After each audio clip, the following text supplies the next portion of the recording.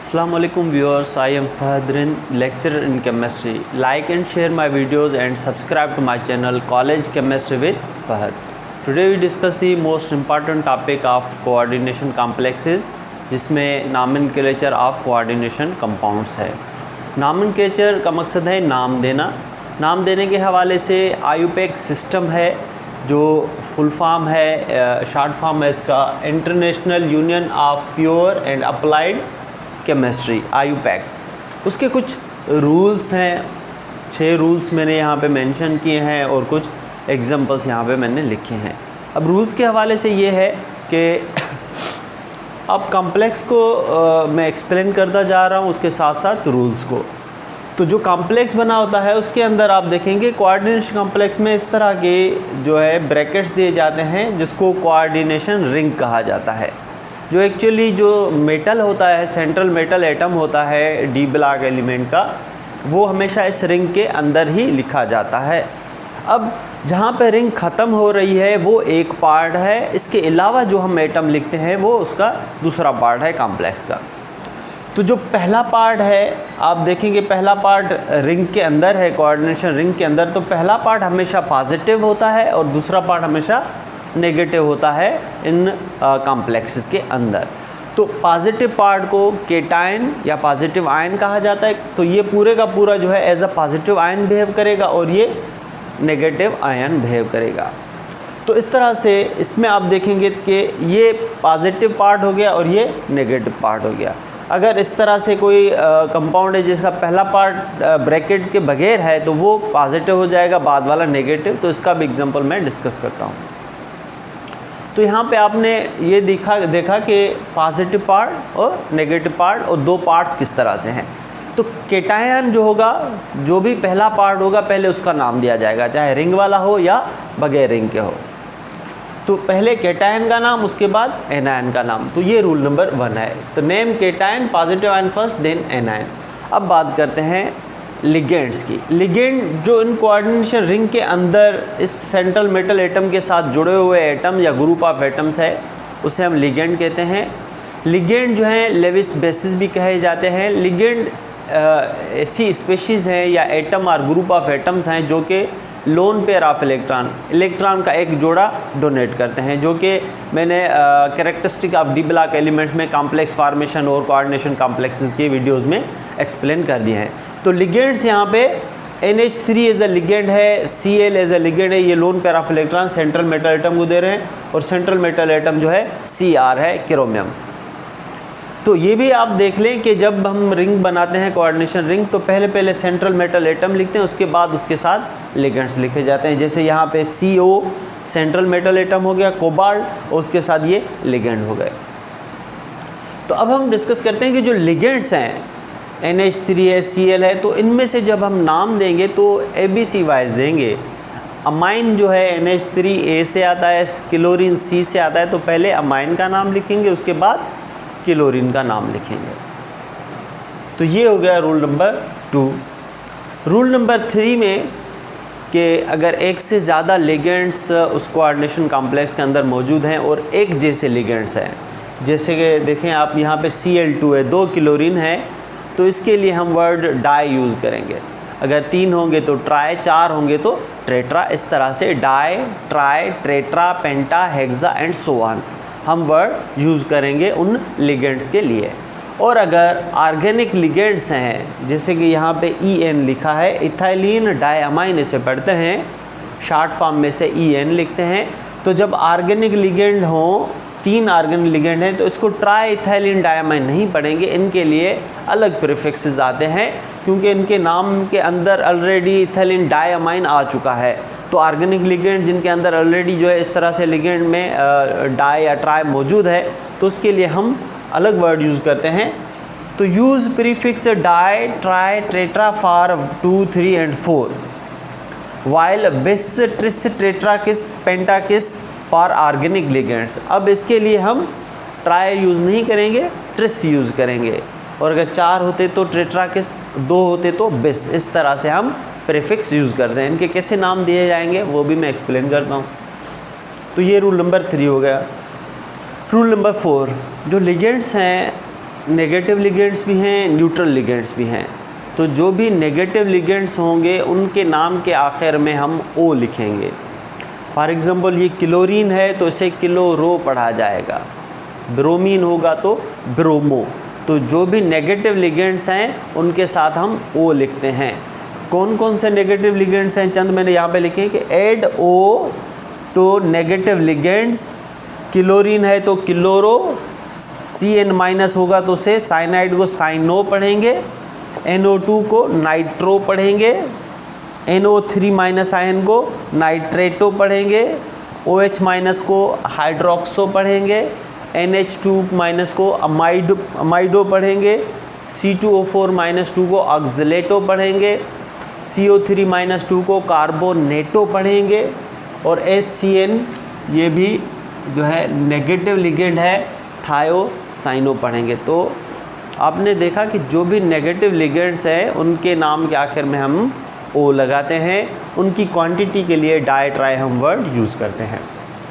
अब आते हैं रूल नंबर 5, जो न्यूट्रल लिगेंड्स हैं जिनके ऊपर कोई अपना चार्ज नहीं है तो वो मोस्टली अनचेंज्ड होते हैं, उनके नाम में कोई चेंजिंग नहीं की जाती।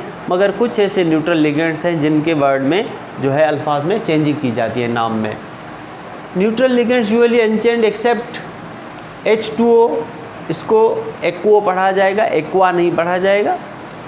NH3 को अमोनिया नहीं पढ़ा जाएगा, अमाइन पढ़ा जाएगा इन कोऑर्डिनेशन कॉम्प्लेक्सेस के अंदर नाम देने में। NO को नाइट्रोसाइल पढ़ा जाएगा। 6th वन के अगर ये जो रिंग वाला पार्ट है, यहाँ पे तो दोनों एग्जांपल में पॉजिटिव पार्ट है, पहला पार्ट है तो पॉजिटिव है। अगर ये नेगेटिव साइड पे होता तो हम क्या करते कि ये जो मेटल है इस मेटल के नाम के साथ हम O लिखते, सॉरी उसके नाम के साथ हम ATE लिखते।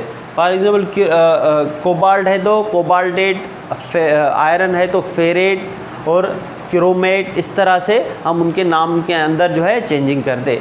अच्छा, उसके अलावा हमें लास्ट में जो है ऑक्सीडेशन नंबर देना होता है ऑफ सेंट्रल मेटल एटम, उसके लिए हम रोमन डिजिट्स जो हैं वो यूज़ करते हैं।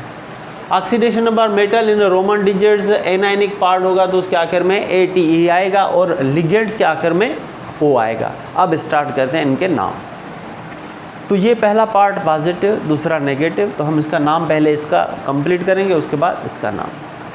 अच्छा, अब इसके अंदर लिगेंड्स दो किस्म के, ये क्लोरीन है, ये अमाइन है, तो ABC वाइज अमाइन पहले आता है। अमाइन 4 हैं तो हम ये वाला रूल फॉलो करेंगे, 4 के लिए टेट्रा लिखेंगे। हम इसका नाम लिखेंगे टेट्रा अमाइन, तो ये अमाइन वाला पार्ट दे दिया। और क्लोरीन जो है वो 2 है और क्लोरीन नेगेटिव लिगेंड है, उसके ऊपर जो है -1 चार्ज आता है, तो डाई क्लोरो। टेट्रा अमाइन ये कंटिन्यू है, डाई क्लोरो, ये अब 2 हो गए नाम। अब उसके बाद जो है सेंट्रल मेटल जो है, इस मीन्स के इस रिंग के अंदर जो भी है लिगेंड और मेटल, उसका नाम कंप्लीट करके उसके बाद नेक्स्ट पार्ट की तरफ मूव करेंगे। तो ये क्रोमियम है, हम लिखेंगे क्रोमियम। अब क्रोमियम का ऑक्सीडेशन नंबर देंगे रोमन डिजिट्स में। अब ऑक्सीडेशन नंबर कैसे दिया जाएगा कि हम देखेंगे इसके अंदर नेगेटिव लिगेंड्स कितने हैं, उसके अपोजिट में इसका चार्ज हम बना देंगे। इसके अंदर देखेंगे कि अमोनिया जो है, अमाइन जो है वो न्यूट्रल है तो इसका कोई चार्ज नहीं, ठीक है, तो ये हो गया 0 में। क्लोरीन जो है वो -1 में है, तो ऐसे कितने क्लोरीन है, 2 यहाँ पे, 1 यहाँ पे, टोटल 3 है। तो 3 माइनस के लिए जो मेटल के ऊपर चार्ज आएगा +3 आएगा, तो उसके लिए हम यहाँ पे रोमन डिजिट्स में 3 लिख के यहाँ पे लिख देंगे कॉम्प्लेक्स। तो इस तरह से इसका नाम हो जाएगा tetra amine die chloro chromium 3, और उसके बाद ये लास्ट वाला क्लोराइड भी यहाँ पे मौजूद है, क्लोराइड कॉम्प्लेक्स।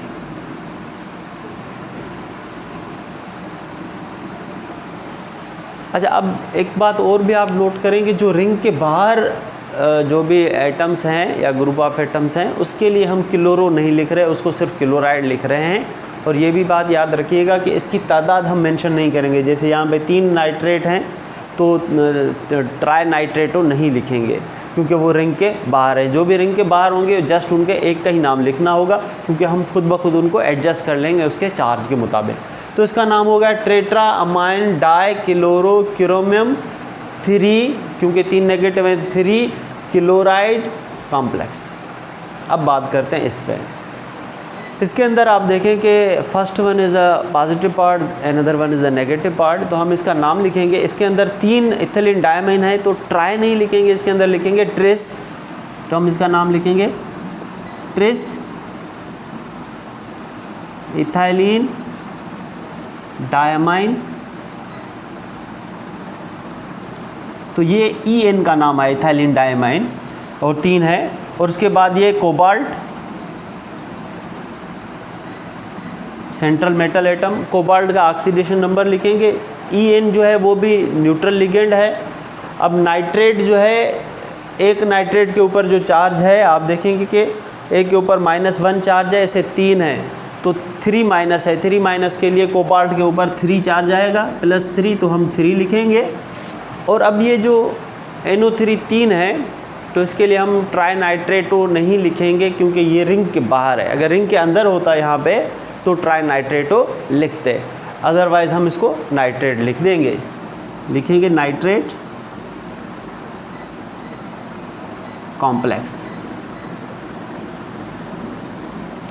क्योंकि जब हमने लिख दिया कोबाल्ट 3 डायमाइन तो न्यूट्रल है, अगर कोबाल्ट 3 है तो नाइट्रेट भी 3 ही चाहिए होंगे उसको बैलेंस करने के लिए। तो इस तरह से इनकी नॉमेनक्लेचर होगी। अब एक और एग्जांपल पे डिस्कस करते हैं।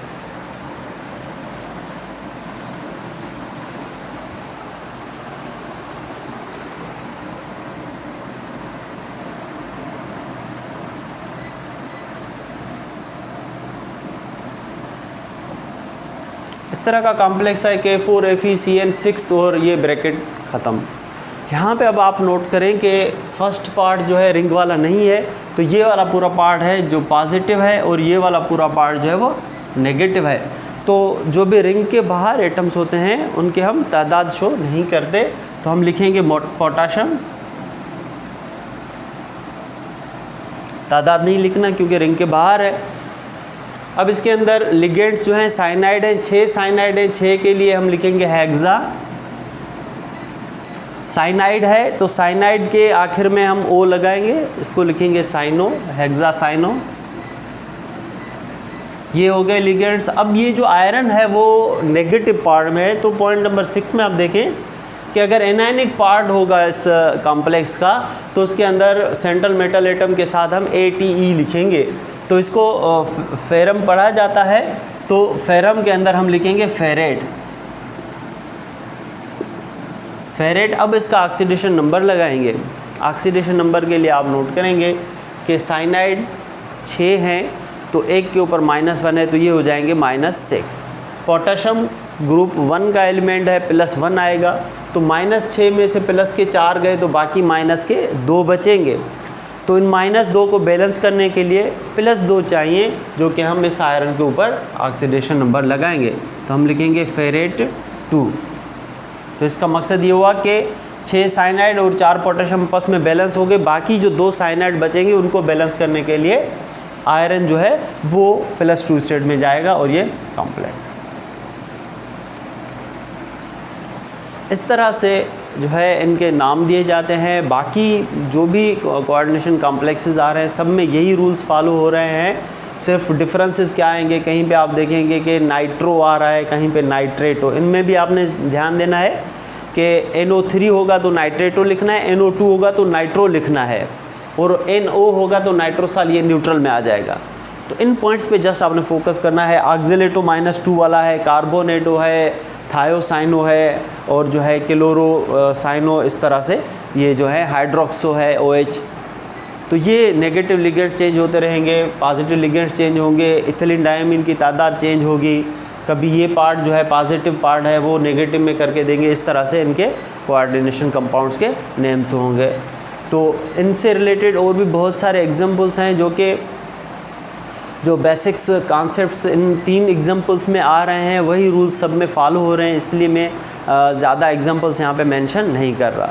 तो ये वीडियो यहीं पे ख़त्म होता है, ये लेक्चर। आई होप आपको मेरा लेक्चर पसंद आया होगा। मेरे वीडियोस ज़्यादा से ज़्यादा शेयर करें, लाइक करें और मेरे चैनल को सब्सक्राइब करें कॉलेज केमिस्ट्री विद फहद, और अपने सजेशन दें। और अगर कोई ऐसे कंपाउंड्स जो आपको अभी भी अगर पढ़ने के बाद फिर भी कोई मुश्किल हो रही है तो भी आप क्वेश्चन में भेज सकते हैं, मैं उनके जो आंसर्स हैं आपको सेंड कर दूँगा। शुक्रिया, अल्लाह हाफ़िज़।